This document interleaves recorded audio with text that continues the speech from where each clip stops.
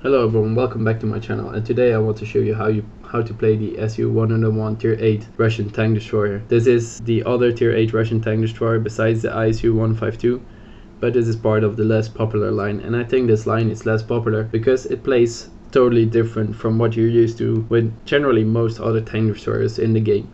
And I've seen a lot of people asking in game or in the forums, how do you play this machine? So I decided to make a short guide about it. So let's start off by comparing it with some other more mobile tier 8 tank destroyers from other nations.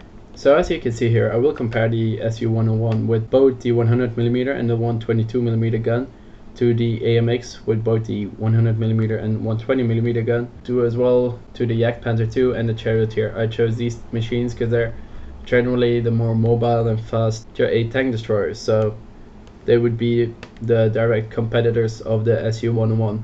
Right away we can see that the DPM of the SU-101 with the 100mm gun is by far the highest of these tier 8 tank destroyers, while if you use the 122mm your DPM drops to below 2300, which is really bad for a tier 8 tank destroyer in general.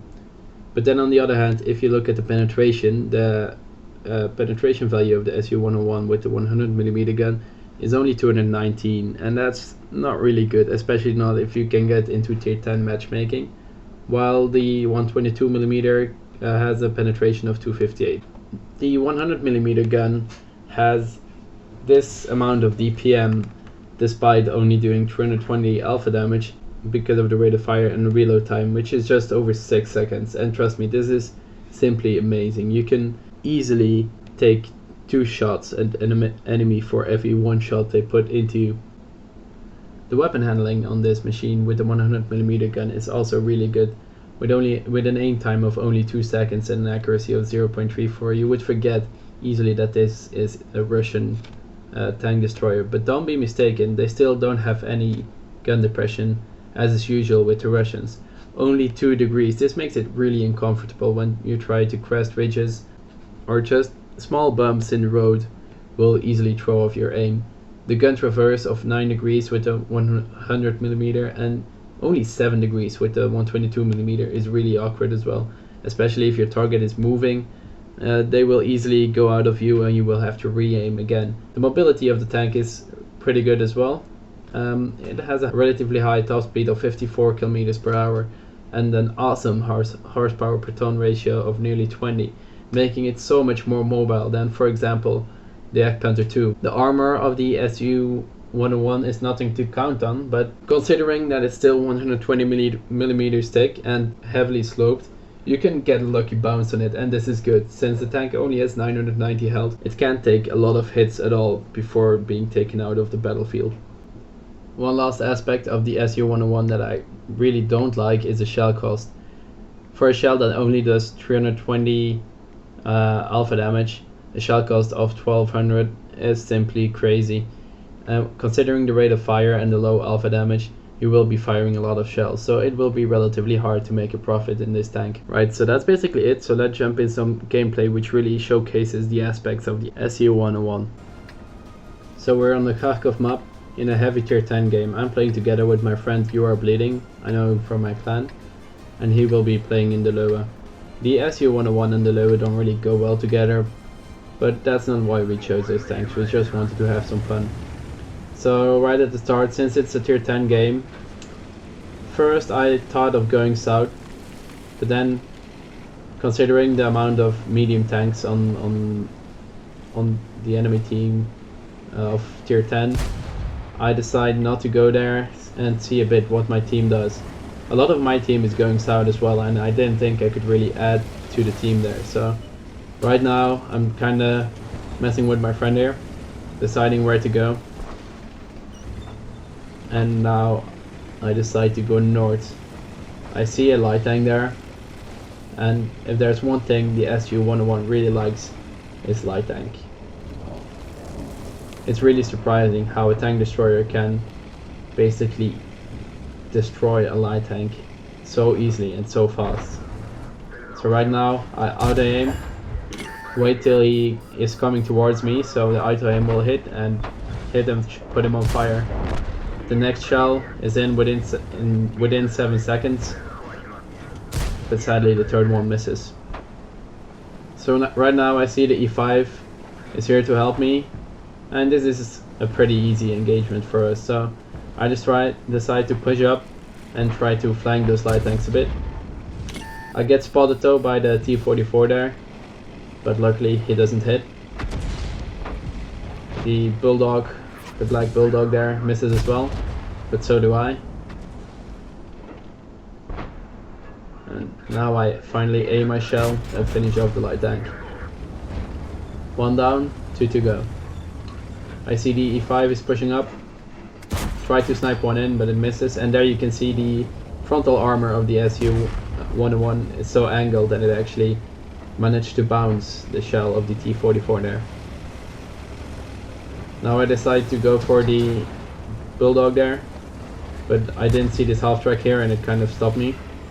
I expected I would be able to crush it like a regular car, but turns out not to be the case.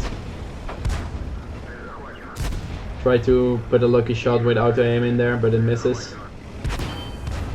Bounce another shell from the bulldog and finish him off. You can see how mobile this tank really is and how easily it shifts.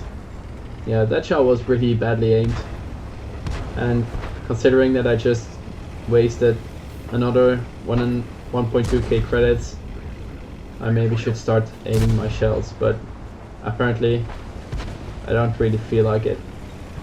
And that's not really a problem in the SU-101 anyway. If you're not short on money, you can take those shots easily, because the accuracy on the move is actually relatively good. Well, there I just derp up my shot again, but as you can see, the bulldog is unable to keep up with my rotation and I managed to kill him. Now we go for the AMX. The E5 puts a good hit him in. I put one in, get close. Put the next one in before the E5 is able to reload, and the AMX 1357 finishes him off. And this game is basically in the bag. I see that the T-44 has come back for more. Put a good shell there in the track. Quickly reload. He repaired in time and I missed my shell. Actually, I think I hit the gun there. But yeah, he is dead anyway. Now I decide to go to my friend, because it seems like the last enemies are there.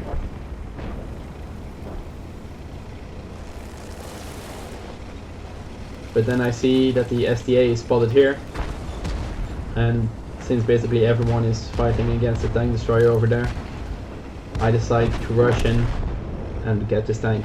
So at this moment I have under 500 health and he has still over half of his health left. Put a good shot in, ram him, and since the reload is so good, I don't really care if he shoots me, because I know I will be reloaded well before him.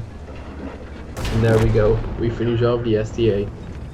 So let's take a look at the post-battle results screen. Again, I have an ace tanker, a bruiser medal, duelist, fighter and fire for effect, some basic medals, and also the Nadine's medal, which is a really fun one to get, especially in a tank destroyer, which I got for killing that black bulldog platoon. So when you look at the teams, I did not do the most damage of the team, but I was very close. But I did earn the most experience by far, and this is a really nice amount of experience, considering that there was an X5 action going on at the time. I fired 20 shells and only hit 12, so yeah, that was me kind of spraying my shots there. And with 12 hits I only did 3000 damage, but then on the other hand, if I was driving in an ISU, I probably wouldn't have hit nearly as much shells as this. So yeah guys, I hope you liked it. I hope this showed you a bit how to play the SU-101, not really a camp sniper such as a lot of people are saying, but use it as an aggressive flanker. Surprise medium and light tanks with it and you will have a lot of fun. Let me know if you liked the video and subscribe if you want more. See you on the next one.